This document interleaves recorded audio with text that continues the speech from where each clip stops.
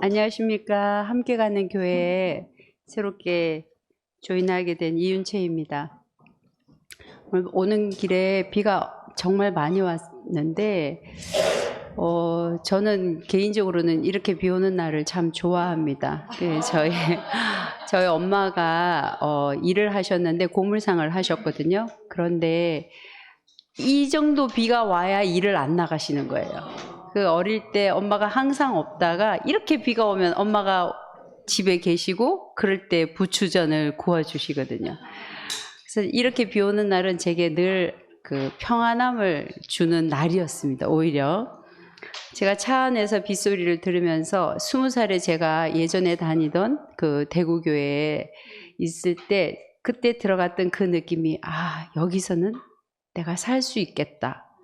제가 20살이 되어서 나갔던 세상은 살 수 없을 것 같은 그 내려오는 쏟아지는 세상에 비해 내 자신을 유지할 수 없을 것 같은 그런 불안감에 세상 밖으로 한 발짝도 디디지 못했는데 제가 갔던 그 교회 안에서 바로 그 안락감을 누리고 저는 40년 가까이를 살았습니다. 그러나 그런 느낌으로 제가 오늘 여기서 말씀하는 것은 이제는 여기 오면 내가 성숙해질 수 있겠구나. 이런 마음으로 오늘 집회가 마쳐지는 날이었으면 좋겠습니다. 제가 그 자유소통방에 그 메시지를 5개인가 4개 올렸습니다. 굉장히 적나라한 내용이지만 제가 오늘 해야 될 내용이 이런 상황에서 내 자신의 반응과 그리고 이런 것에 대한 제가 예전에 있던 곳은 이런 말들이 너무나 난무하는 그리고 그걸 너무나 당연시하게 하는 그런 사회에서 상처받는 사람이 문제다. 이 말도 안 되는 이런 이 논리가 적용되는 그런 사회였고 그 안에서는 살아남는 자가 강한 자다. 이렇게 생각하면서 저도 버텼습니다. 그러나 제가 지나가면서 보니까 그것은 건강한 사회는 아니구나. 서바이벌은 됐겠지만 머추어하기에는 성숙하기에는 너무나 부족한 사회다. 그렇게 생각했고 저는 그곳을 떠나왔습니다.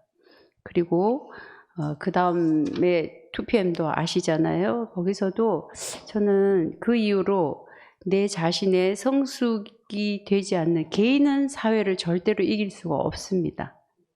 그래서 내 자신이 성숙되지 않는다면 성숙할 수 없는 그런 구조적인 문제를 가진 곳이라면 차라리 혼자 사는 것을 택하겠다 해서 저는 그곳도 떠났습니다. 그래서 저는 이곳에서 그런 사회가 재현되지 않기를 바라는 마음으로 오늘 이 자리에 섰습니다. 네. 제가 그 상황의 개요는 몇 년 만에 봤던 분이고 그냥 얼굴을 아는 정도의 사이입니다. 그런데 같은 조모임을 하게 됐습니다. 제가 간증을 했고 그 간증에 대해서 거기 보시는 것처럼 그 남편 잡는 여자네 이렇게 얘기를 했습니다. 그러니까 여러분 이 남자가 네가 이 말은 싸울 때 하는 말입니다. 그거는 싸울 때 하는 말이고 이런 말을 하는 그리고 그 뒤에 자신이 거기에서 저는 그 대구교회를 떠나면서 그리고 2PM을 나오면서 그리고 제가 목사님 주치의를 20년 이상 했던 건 다 알고 계시죠? 거기서 내가 어떤 과정에서 이렇게 나오게 된 것을 다 아시는 분은 아실 텐데 그 과정에서 내 자신을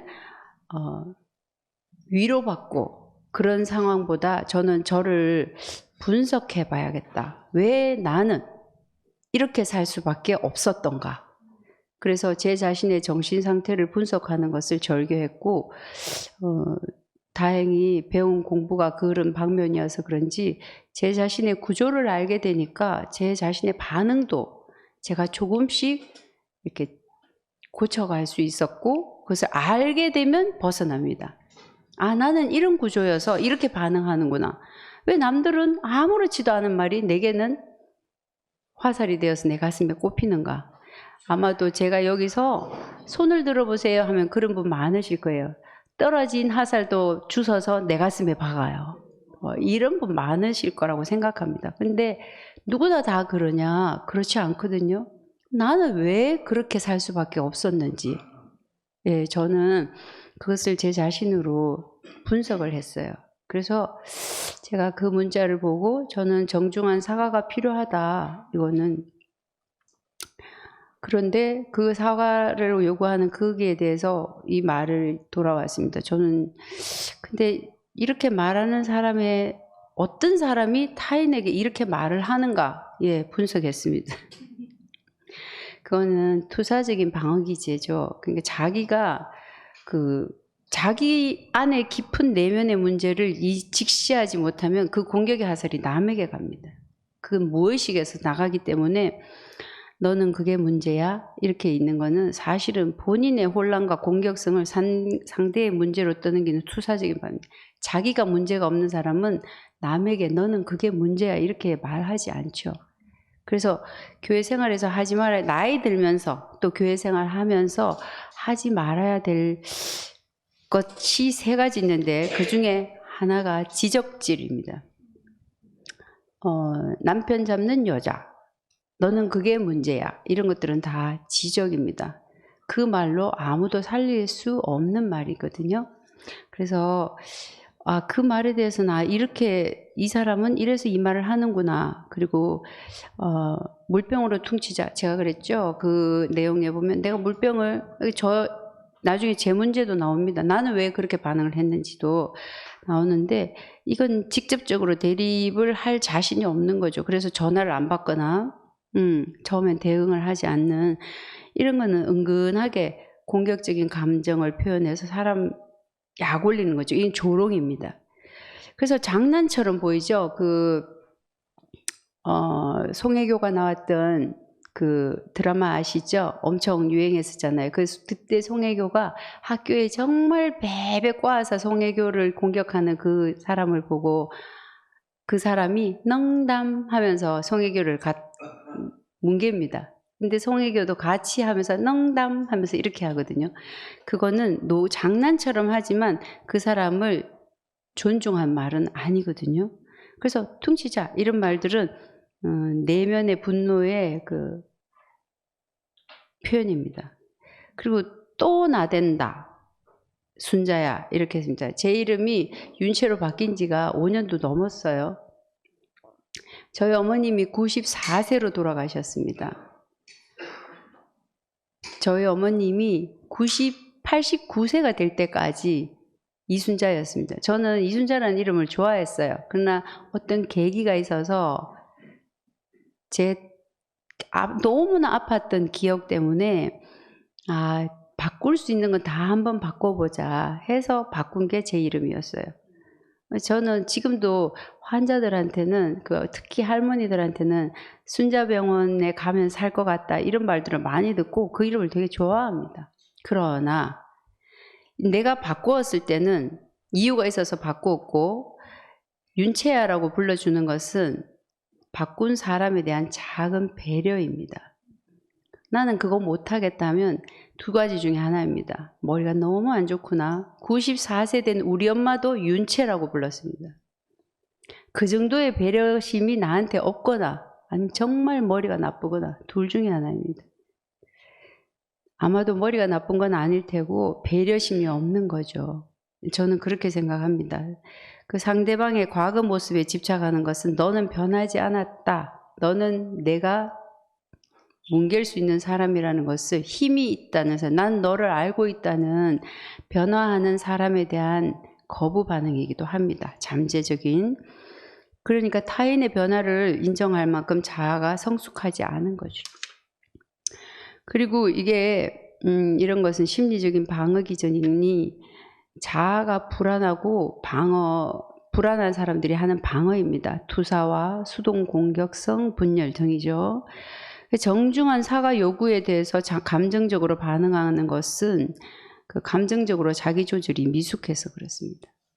제가 그 문자를 보고 아, 이 사람은 이런 사람이구나 하고 그냥 저는 제 안에서 그렇게 판단을 했습니다. 그러면 자, 그분이 그러면 저하고 몇 년 만에 만났는데 무슨 철천지 원수가 져서 그렇게 얘기를 했겠습니까? 자기가 들은 말을 자기의 평소의 습관대로 나한테 던졌을 뿐입니다. 그러나 그것이 나를 자극했고 저는 그게 너무 기분 나빴습니다. 그렇다면 남의 툭 던지는 말에 쉽게 감정이 상하는 이런 사람은 또 무슨 심리 기전일까요? 그 역시 내 깊은 그림자에 내 무의식의 민감한 부분을 건드린 겁니다. 가만히 생각해 보니까 남편 잡는 여자라 그랬는데 저는 이때까지 원모 형제를 엄청 배려하고 산다고 생각했습니다. 왜냐하면 원모 형제는 최근까지도 청소를 해본 적이 없습니다. 빨래도 할 줄 모르고 세탁기도 모르고, 예. 그냥 눈 뜨고 일어나서 강아지 산책하고 그러면 밥이 딱 차려져 있고 모든 것이 세팅됐고 자기 하고 싶은 것만 하고 살면 그저 이렇게 살면 안 되는 것 같지만 잘 행복하다 하면 저는 좋았습니다. 교회 안에서라도 행복하다 하면 좋았기 때문에 왕자처럼 그렇게 살았습니다. 그래서 저는 엄청 배려를 한다고 살았는데 제가 이래서는 앞으로 100세 시대라는데 내가 지금 60입니다. 지금 30년이 넘는 결혼 생활을 이렇게 했지만 앞으로 40년을 이렇게 이 사람하고 산다면 이건 나한테 너무 버겁겠다 싶어서 올해 초부터 원모 형제는 교육을 받기 시작했습니다. 나하고 살기 위한 교육. 그래서 청소도 시작했고 이제 세탁기도 잘 돌립니다. 원모 형제가 얼마나 다른 데 관심을 못 들리냐면 제가 현관 앞에 쓰레기를 놔뒀습니다. 쓰레기 봉투가 가득 찬 걸. 하마나 저걸 갖고 가려나. 그럴 만한 관심이 있을까 우리 집에. 2달이 지났는데 그걸 안 들고 나갔습니다. 내가 버틸 때까지 버텨보다가 여보 2달 딱 지나고 나서 여보 이게 뭐지? 그랬더니 오 쓰레기 묶은 거야. 그러면 이게 여기 있어야 되는 걸까? 쓰레기장에 가야 되는 걸까? 버려야지. 자기가 좀 버려줄 수 있겠어? 오 내가 할 수 있어. 안 보인 거예요. 왜 안 보였을까요? 관심이 없는 거죠. 네. 그렇다면 같이 사는 사람으로서는 관심 없다는 그 이유로 35년간 하든 그걸 계속하게 둘 수는 없습니다. 왜냐하면 나도 늙어가기 때문이죠. 함께 살아야 하기 때문입니다. 그래서 가르치기 시작했어요. 가만히 생각해 보니까 남편 잡는 여자가 맞습니다. 좀 잡아야죠. 잡을 때는. 결혼이라는 게 그런 거 아닌가 생각했습니다. 잡히고 잡고 그렇게 함께 살 수 있는 사람이 되어가는 거죠. 나를 고집하지 않는 거죠. 근데 아마도 그 부분에 있어서 내가 조금 더 당당했더라면 그런 말을 해도 나 좀 잡아 이랬을 것 같습니다. 지금 다시 묻는다면. 그리고 두 번째는 내 페르소나와 자아의 갈등입니다. 페르소나라는 게 뭔지 아시죠? 밖으로 보여지는 이미지 그 사람입니다. 저는 이런 말을 참 많이 듣습니다. 특히 할머니들한테. 병원에서 떠나고 싶지 않다. 난 여기만 오면 다 나은 것 같다. 원장님 얼굴만 보면 아픈 게 사라져서 뭘 얘기해야 될지 모르겠다. 이런 말 정말 많이 듣습니다. 그 사람의 내면을 만지고 내면에서 하는 이야기가 제게는 들립니다. 그래서 그 아픔이 느껴지니까 제가 또 제 장점이자 단점입니다. 공감이 너무 잘 됩니다. 제가 암 환자를 치료하다가 그만둔 이유가 너무 아파서였습니다. 너무 공감이 돼가지고 그 죽음마다 다 동참하려니 내 감정이 남아나질 않아요. 그래서 이건 아무리 돈이 돼도 내가 하면 안 되겠다. 그래서 암 환자 치료를 그만둔 이유이기도 합니다. 그러니까 그런 공감이 내 장점이 되어서 나는 그런 사람으로 되구나 하고 내 페르소나는 어느덧 그렇게 내가 생각하고 있었던가 봅니다. 근데 누군가의 무심한 말이 내 페르소나에 금이 간 겁니다. 이 여자는 남편 잡는 여자예요? 별로 좋지 않은 그게 딱 왔으니까 내가 그 이미지대로 살고 있는 건가 하는 그 내 무의식에서 진정한 내가 아니었던가 봐요. 그러니까 그 불안 반응이 일어나서 그렇게 반응을 한 거죠. 기분이 나빴고 정중한 사과 요구를 했고 그랬던 것 같습니다. 자아라는 것은 내가 인식하는 나인데 이게 핵심이라고 생각합니다. 창조된 그 상태로 존귀한 나. 하나님이 그러니까 외부의 인정 없이도 나 스스로는 너무너무 귀한 사람이다. 우리 모두는 다 그런 사람이고 내가 그것이 조금씩 쌓여갈 때마다 내 자존감은 올라갔고 남보다도 하나님이 돌보는 사람, 제가 오면서 기도했거든요. 저는 하나님 앞에서 이 온전체가 되는 그 일부로 그렇게 살고 싶다 이렇게 기도했습니다. 그 길을 하나님이 열어주시기를 원하고 그렇게 될 것으로 믿습니다. 이렇게 기도하고 왔습니다. 창조된 그 상태로 존귀한 나, 이것이 사실은 신모띠에서 얘기하는 핵심이기도 하고 사실은 저는 우리 모두가 가져야 하는 그 자존감의 원천이 이것이라고 생각합니다. 그리고 감정 기능의 미성숙과 내향 감정의 과잉 활성으로 인해서 곱씹습니다. 이런 사람들은. 밖에서 한 번이면 끝날 일인데 집에 가서도 곱씹은 거죠. 내부에서 계속 곱씹고 이불킥 한다 그러죠. 집에 가서 그런 경험들 있으시죠? 그냥 들었는데 집에 가니까 막 울려요. 이 종이 계속 울려서 그것이 계속 나를 찌르는 거예요. 확대하고 스토리 만들어서 더 만들어요. 그냥 이런 상황에서 우리가 할 수 있는 것, 제가 할 수 있는 제 나름의 저를 보호하기 위한 하나님이 주신 저를 보호하기 위한 그거는 일단은 상대의 상태를 제가 파악하고 이 사람이 이런 상태면 나는 어떻게 할 것인가. 제가 할 수 있는 것은 심리적으로, 물리적으로 거리두기입니다. 그 거리두기는 두 가지입니다. 내가 성숙할 때까지 그리고 그 사람이 성숙할 때까지 거리두기이고 두 번째는 자기 존중, 내 자신, 그 사람의 그런 말에도 불구하고 그건 지나가는 바람이야. 그렇게 하면서 제 자신을 다독입니다, 저는.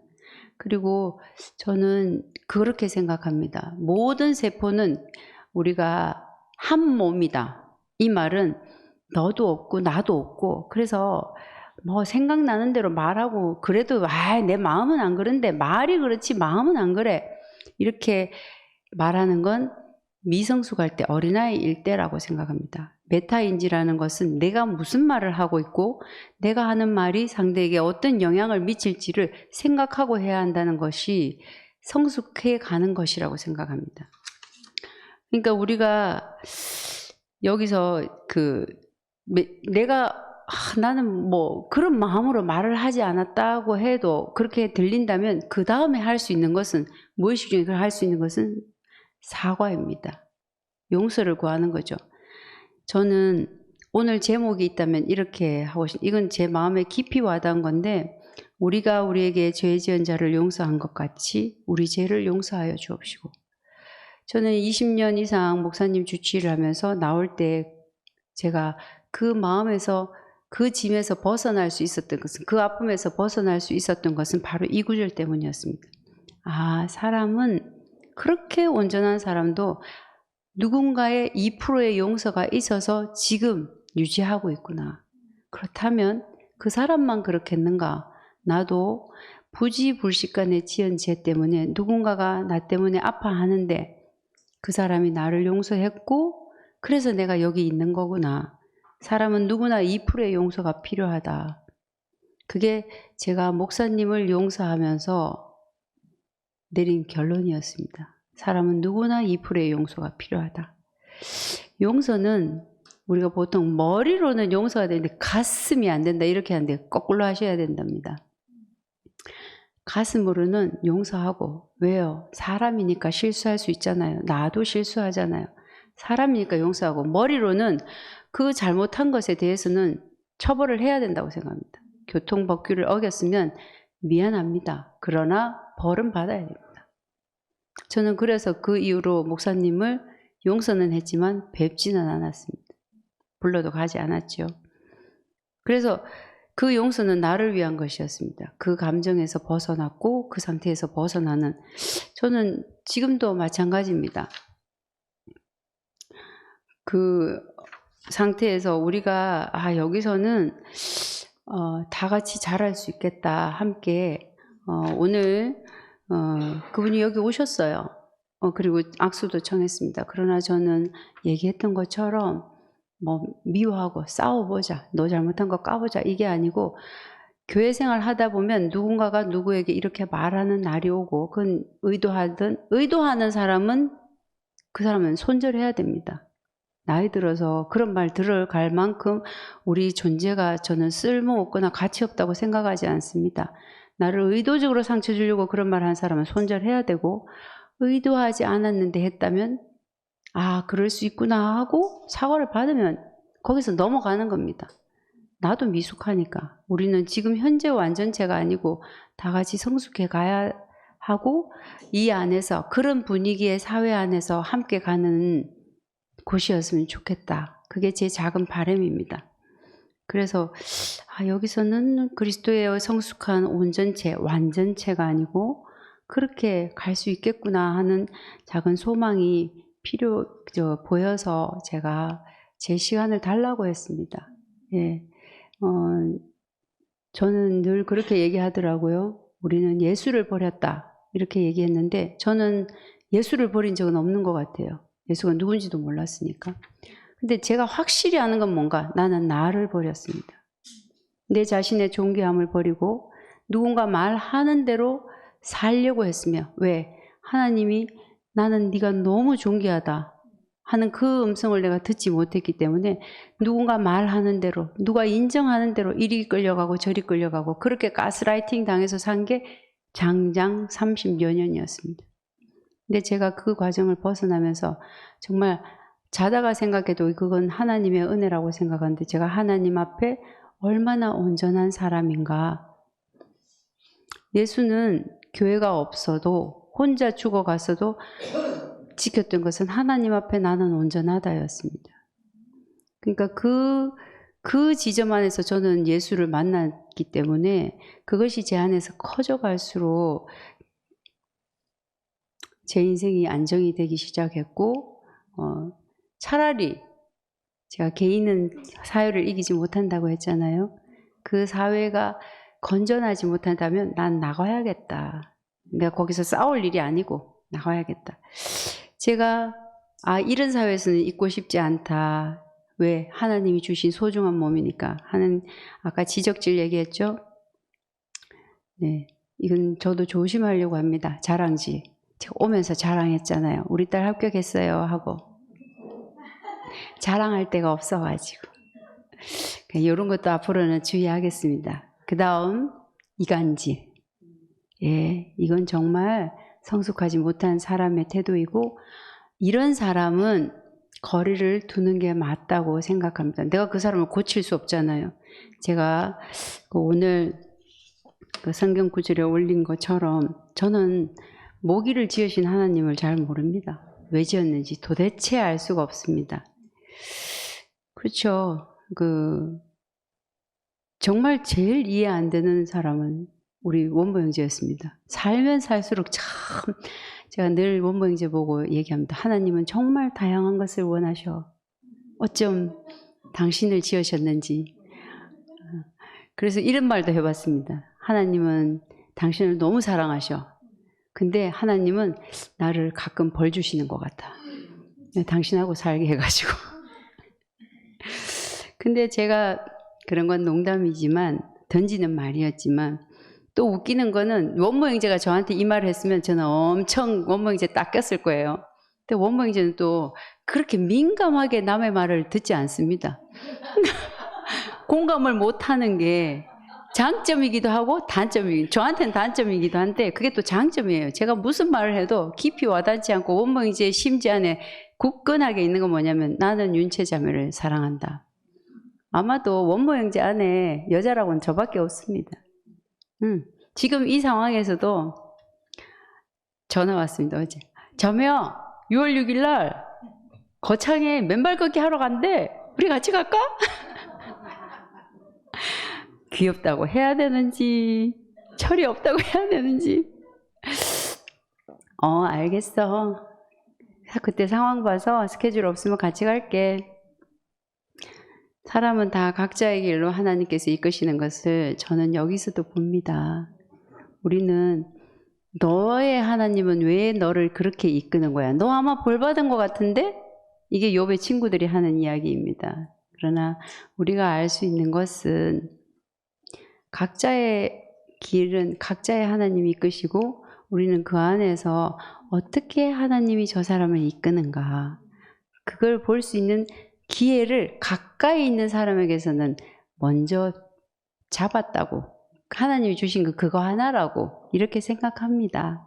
그래서 그런 교회 생활, 예, 제가 맞는 말보다 친절하라, 제 자신도 이 안에서 성숙해 가길 바라고, 이것이 보편화된 사회이기를 바라고. 네, 오늘 그 형제님이 오셨어요. 제가 아까 악수를 청하길래 정중한 사과 후에 우리 같이 교회 생활을 하면 좋겠다, 그런 마음으로 얘기했습니다. 예, 우리가 다 원수는 아니잖아요. 누구나 다 실수하고 저도 실수합니다. 저도 어느 날 제가 한 거 가지고 이렇게 할 수도 있죠. 뭐 어쩌겠습니까? 여기서는 나를 내놓고 용서를 빌고 한 발 나가면 그뿐입니다. 매일같이 해가 떠오르는 것은 매일같이 새 사람이 될 수 있는 기회를 주는 거라고 생각합니다. 그 기회를 잘 잡아서 우리가 이 안에서 그리스도 안에 온전체로, 그래서 우리가 죽는 날 내 삶은 하나님 안에서 너무 풍성했노라고 이렇게 마감하면서 우리 인생을 마쳤으면 좋겠습니다. 감사합니다.